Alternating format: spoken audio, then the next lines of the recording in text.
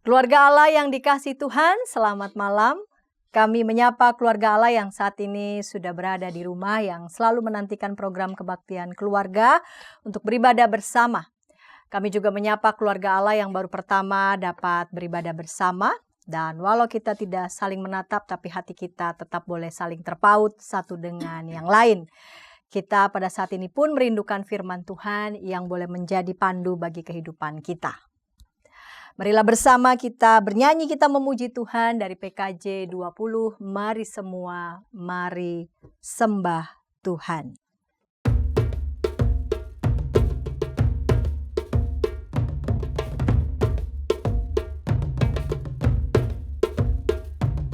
Mari semua, mari sembah Tuhan. Mari semua, mari sembah Tuhan. Mari semua, mari sembah Tuhan. Mari sujud menyembah. Mari semua, mari sembah Tuhan. Mari semua, mari sembah Tuhan.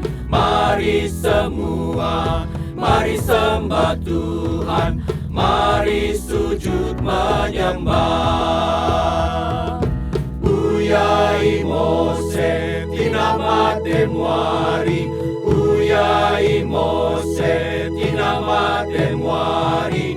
Uyai Mose tina mate muari.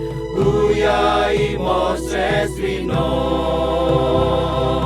Uyai Mose tina mate muari. Uyai Mose tina mate muari. Uyai Mose tina mate muari. Uyai Moses rino. Mari semua, mari sembah Tuhan. Mari semua, mari sembah Tuhan. Mari semua, mari sembah Tuhan. Mari sujud menyembah. Mari sujud menyembah. Mari sujud menyembah. Mari kita berdoa. Kami sujud menyembah Tuhan yang boleh memelihara dan memimpin kehidupan kami. Kami akan beribadah pada malam hari ini. Bapa kiranya boleh berkati kami.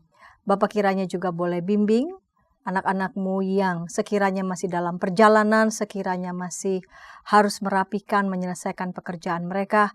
Biarlah mereka boleh tetap merasakan damai sejahtera dari Tuhan. Dalam Kristus kami berdoa. Amin. Keluarga Allah, ada ungkapan umum yang sering kita dengar, apa yang kita tabur itu yang kita tuai. Namun bagaimana jika yang terjadi sudah menabur yang baik tetapi justru menuai yang sebaliknya? Nabi Yesaya menuliskan nyanyian tentang kekasihnya yang merawat dan menjaga kebun anggurnya sepenuh hati, tetapi bukan buah yang baik yang dihasilkan. Yesaya 5 ayat 4 dan 7 menuliskan, apakah lagi yang harus diperbuat untuk kebun anggurku itu yang belum kuperbuat kepadanya? Aku menantikan dia menghasilkan buah anggur, mengapa yang dihasilkannya hanya buah anggur yang asam? Sebab kebun anggur Tuhan semesta alam, ialah kaum Israel dan orang Yehuda, ialah tanaman kegemarannya. Dinantinya keadilan tetapi hanya kelaliman, dinantinya kebenaran tetapi hanya ada kecemaran. Sebelum kita membaca Alkitab dan merenungkan firman Tuhan, mari kita bernyanyi dari Mazmur 80.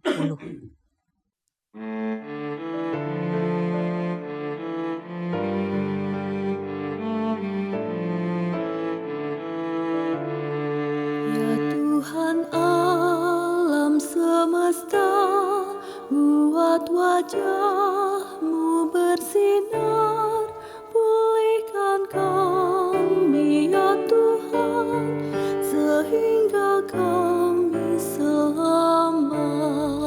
Ya Tuhan alam semesta, buat wajah-Mu bersinar, pulihkan kami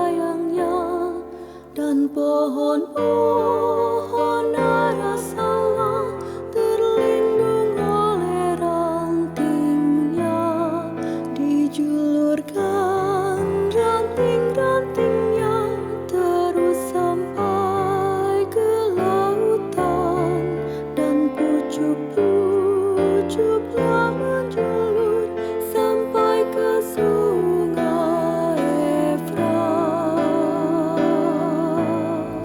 Ya Tuhan alam semesta, buat wajah-Mu bersinar, pulihkan kami ya Tuhan, sehingga kami selamat. Mengapa Kau landa temboknya hingga dapat dipetik orang? Babi hutan menggerogotinya, hewan-hewan memakannya.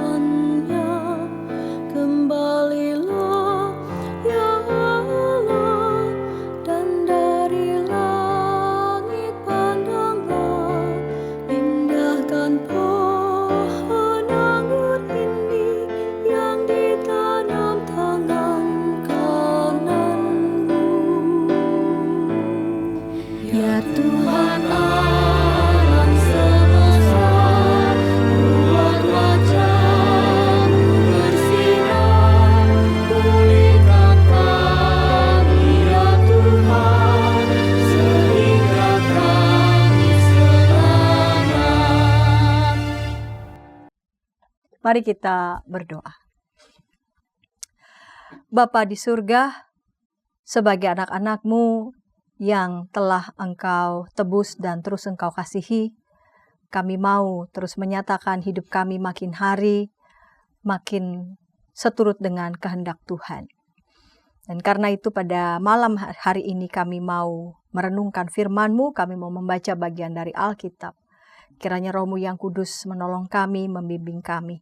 Kasihanilah kami ya Tuhan, sehingga kami boleh diberikan pengertian. Dan dalam segala kerendahan hati kami mau dibimbing, dituntun oleh Tuhan.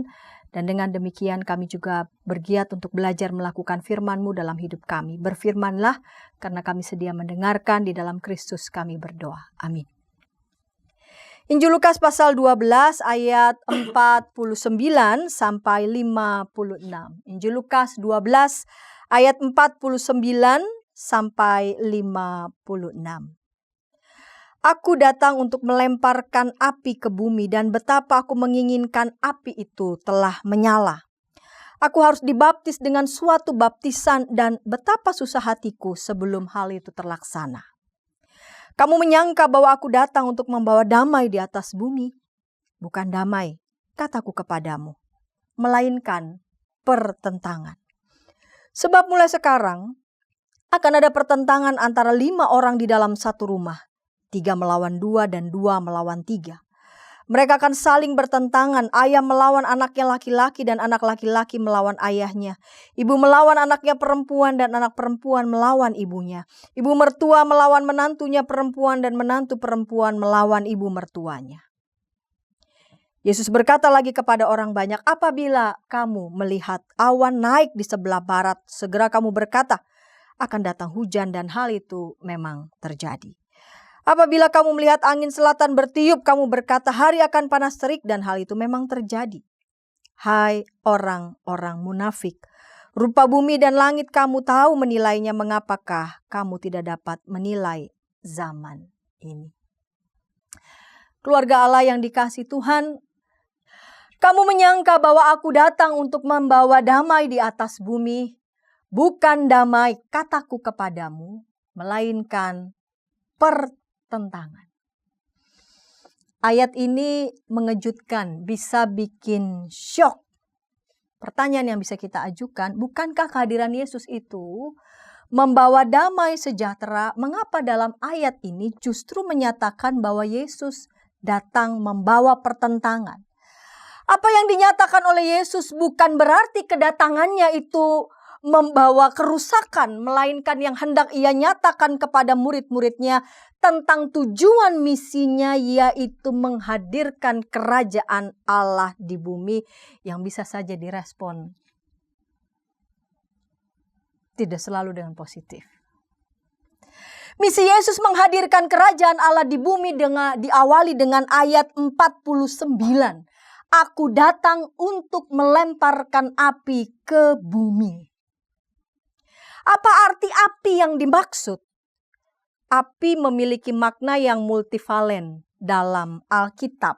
Pertama, api melambangkan kehadiran Allah. Kita mengingat kisah tentang tiang api dalam kitab Keluaran 13 ayat 17 sampai 22. Perjalanan umat Israel pasca keluarnya mereka dari Mesir. Pada malam hari Allah menuntun mereka melalui tiang api. Yang kedua, api, kita mengingat lidah-lidah api pada hari Pentakosta.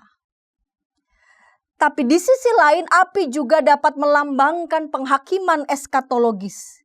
Kita bisa baca dalam Wahyu 20 ayat 7 sampai 10. Tentang setan dan pasukannya yang dilalap oleh api.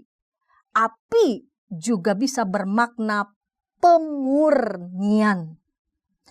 Masing-masing merujuk pada maksud Allah untuk memurnikan Israel. Kalau kita baca di kitab Zakaria maupun Maleaki, Zakaria 13 ayat 9 dan Maleaki 3 ayat 2 sampai 3. Tentang maksud Allah memurnikan Israel seperti seorang pemurni yang memurnikan perak atau logam dengan api. Kita tidak perlu bingung dengan berbagai makna ini. Ada gambaran kehadiran Allah tetapi juga sekaligus ada penghakiman dan juga pemurnian. Ketika Yesus berusia 8 hari dan dibawa oleh orang tuanya ke bait Allah, Simeon menyambut anak itu sambil memuji Allah dan berkata, sebab mataku telah melihat keselamatan yang daripadamu. Lukas 2 ayat 30, tetapi juga ada ayat 34 sampai 35. Anak itu ditentukan untuk menjatuhkan atau membangkitkan banyak orang di Israel dan untuk menjadi suatu tanda yang menimbulkan perbantahan dan suatu pedang akan menembus jiwamu sendiri supaya menjadi nyata pikiran hati banyak orang. Jadi ketika Yesus berusia 8 hari, Simeon sudah mengatakan tentang itu. Hal kedua yang menarik yang dinyatakan selain api yaitu yaitu tentang baptisan. Aku harus dibaptis dengan suatu baptisan dan betapa susah hatiku sebelum hal itu terlaksana. Dalam konteks ini baptisan yang dimaksud oleh Yesus adalah merujuk pada penderitaannya di kayu salib. Kehadiran Allah diwujudkan bukan hanya dengan api pemurnian, melainkan Yesus pun menanggungnya sendiri agar kita dimurnikan. Lalu bagian yang mengundang pertanyaan kita tentang membawa pertentangan. Pertentangan ini sebagai akibat dari misi kerajaan Allah itu, menghadirkan kerajaan Allah di tengah bumi. Pertentangan ini sebagai akibat dari kehadiran api yang memurnikan yang juga lambang penghakiman.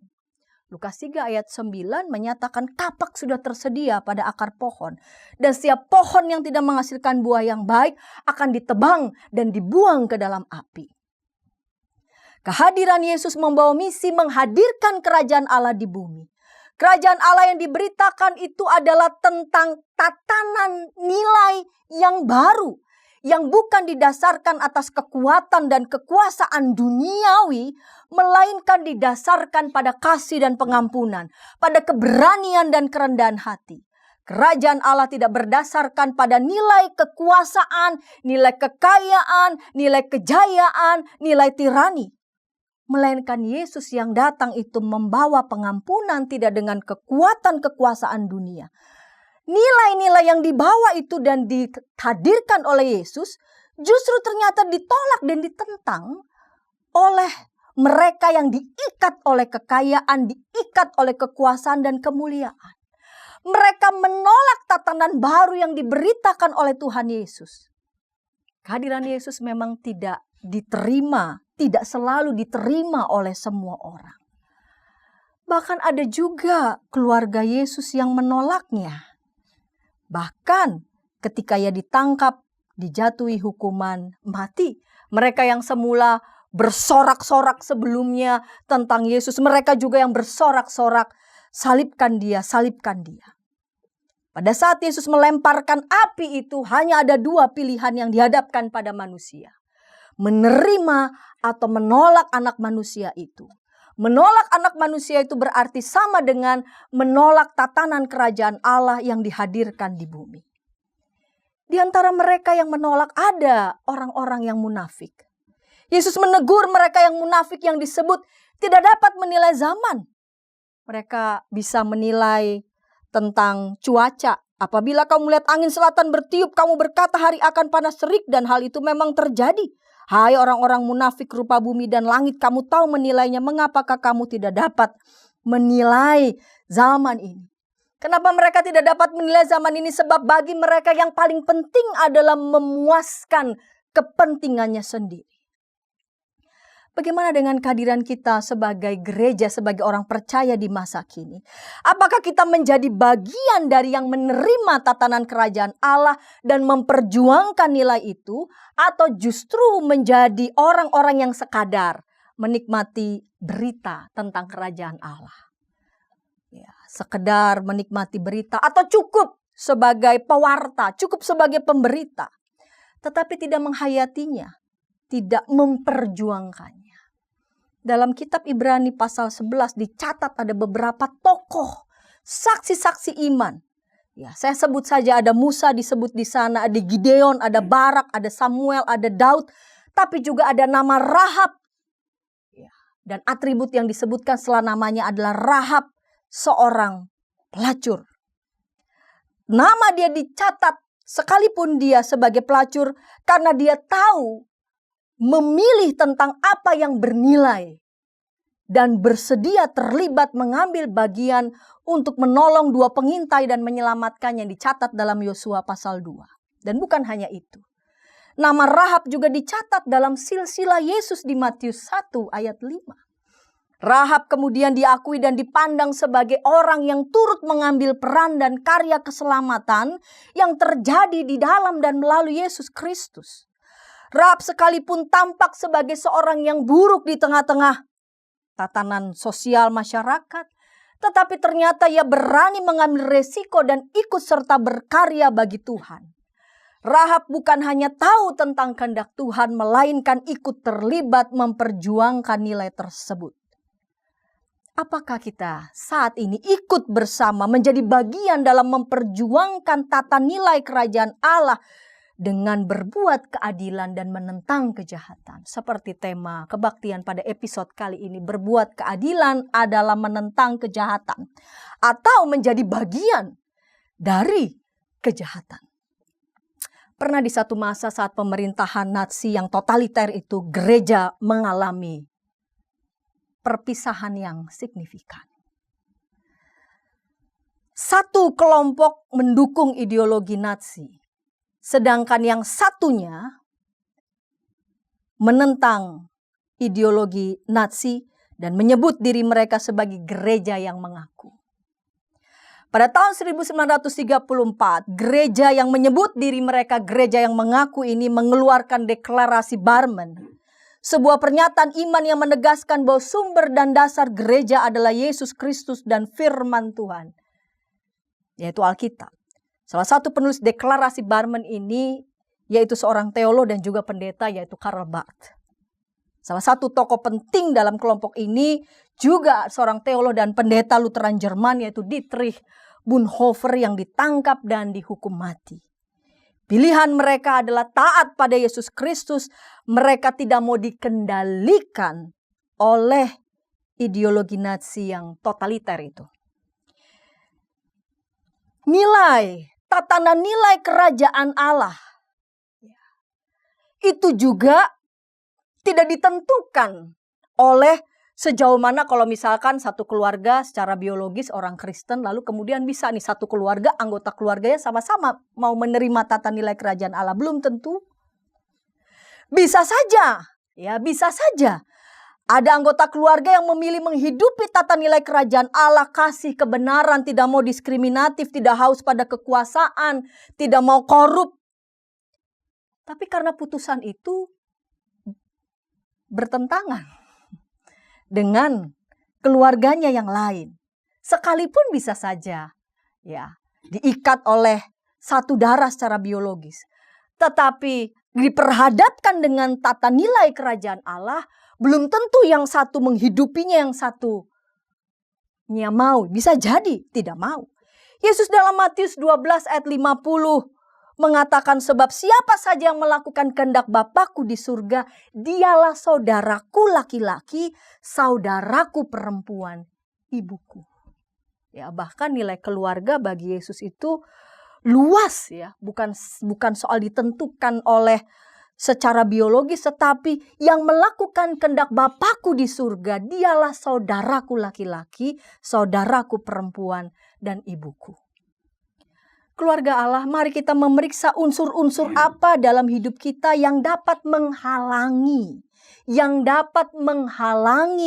kita condong untuk mengikuti, menghidupi, memperjuangkan nilai-nilai kerajaan Allah, yaitu berbuat keadilan dan menentang kejahatan. Apakah penghalang itu kekayaan, atau penghalang itu adalah ketakutan kita? Atau ada keinginan mengutamakan diri, mengamankan kepentingan diri, atau ada keserakahan dalam diri? Semua itu bisa muncul sebagai gangguan dari jalan Kristus. Kita membawa itu kepada Tuhan agar kiranya semua hal-hal yang menjadi kendala, menjadi gangguan dari jalan Kristus, kita minta kepada Tuhan agar kiranya itu dapat dilalap oleh api. Agar kita dimurnikan. Yesus sudah menanggung penderitaan dan kematian agar kita mengalami penyembuhan, mengalami pengampunan, mengalami pemulihan. Sehingga kita juga memperoleh keberanian guna menghadapi tanda-tanda dan tantangan di zaman kita saat ini. Kita menyatukan harapan pun jika ada rasa cemas dan juga takut. Anggota keluarga Allah yang saat ini sedang bergumul luar biasa di tengah-tengah pekerjaan. Di saat-saat dalam sistem yang membuat keluarga Allah gelisah sekali ya. Keluarga Allah mungkin melihat bahwa sepertinya pekerjaan ini oke, mapan, mungkin membawa banyak kenikmatan, tapi di sisi yang lain bertentangan dengan nurani keluarga Allah sekalian, dan keluarga Allah bergumul sekali tentang hal itu. Ada rasa cemas, ada rasa takut, itu manusiawi. Sangat mungkin bisa kita alami. Kita menyatukan harapan dalam semua situasi-situasi demikian dan berdoa, ya Kristus kasihanilah kami. Berilah kiranya kami keberanian untuk menentang kejahatan. Amin.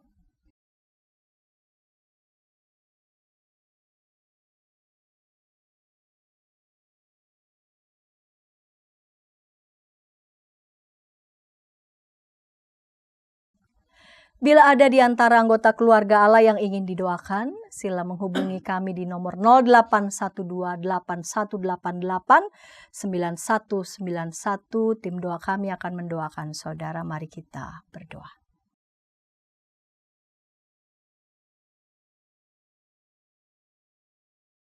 Biarlah kami boleh menjadi anak-anak-Mu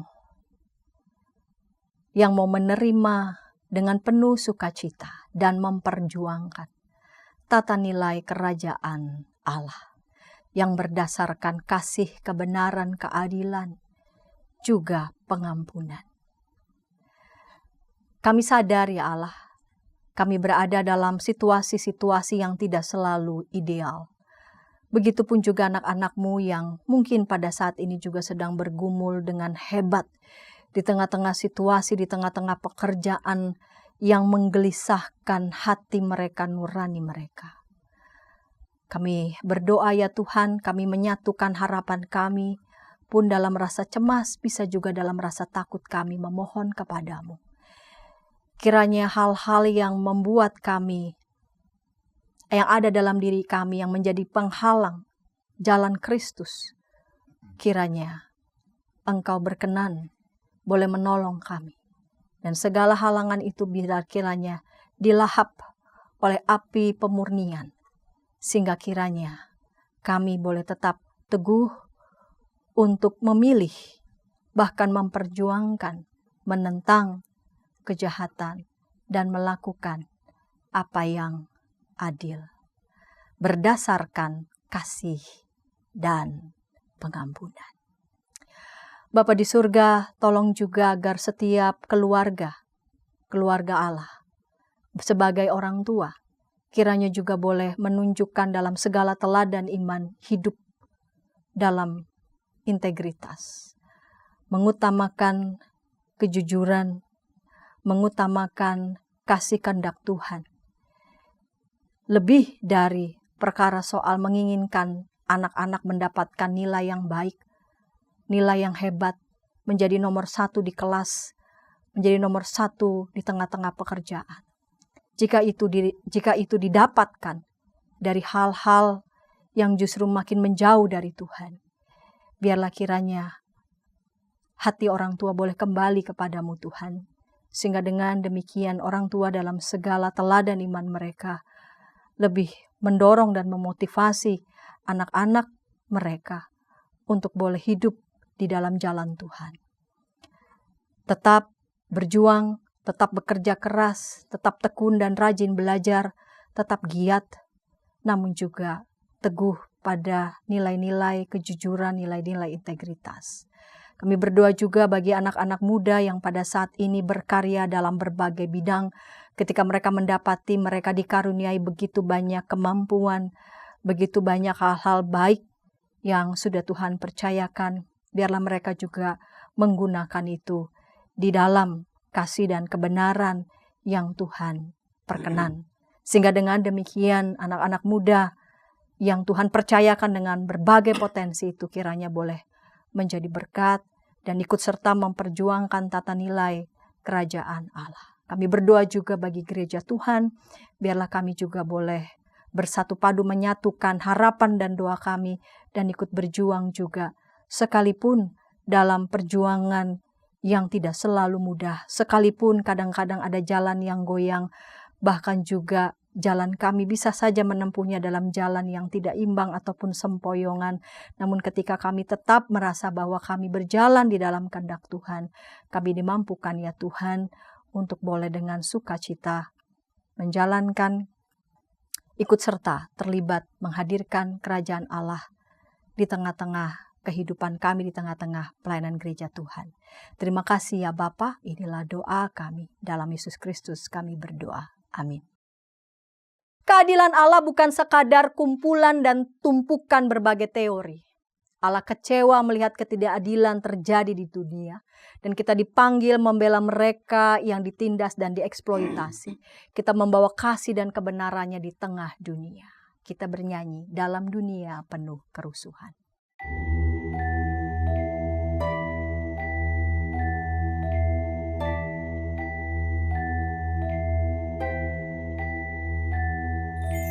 Dalam dunia penuh kerusuhan, di tengah kemelut permusuhan, datanglah kerajaanmu. Di gereja yang harus bersatu, agar nyata manusia baru, datanglah kerajaanmu, datanglah, datanglah, datanglah kerajaanmu.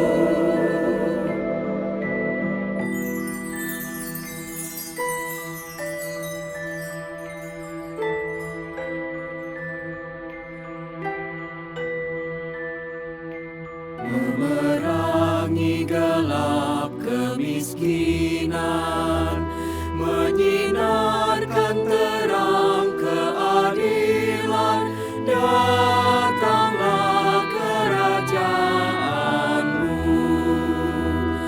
Di lautan, di gunung, di ladang, dan di bandar, di pasar, di jalan, datanglah kerajaanmu, datanglah.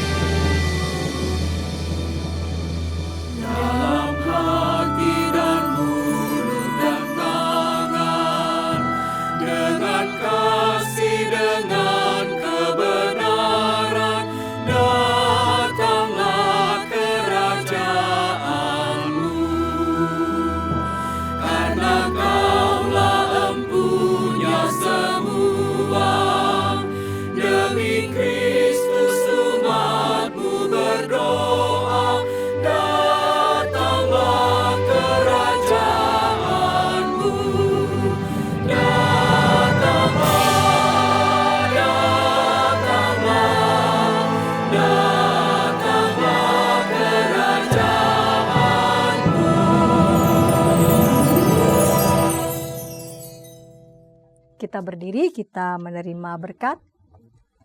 Anugerah Tuhan Yesus Kristus, belas kasih Allah Bapa dan persekutuan di dalam Roh-Nya yang kudus menyertai kita sekalian. Amin.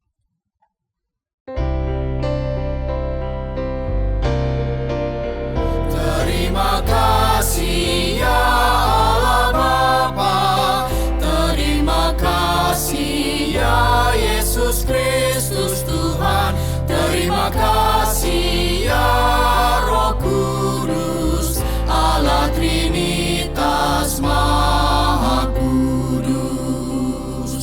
Amin.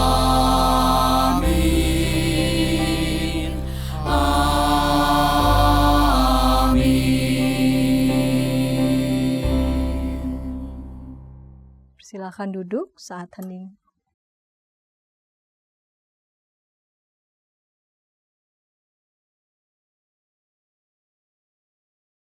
Terima kasih.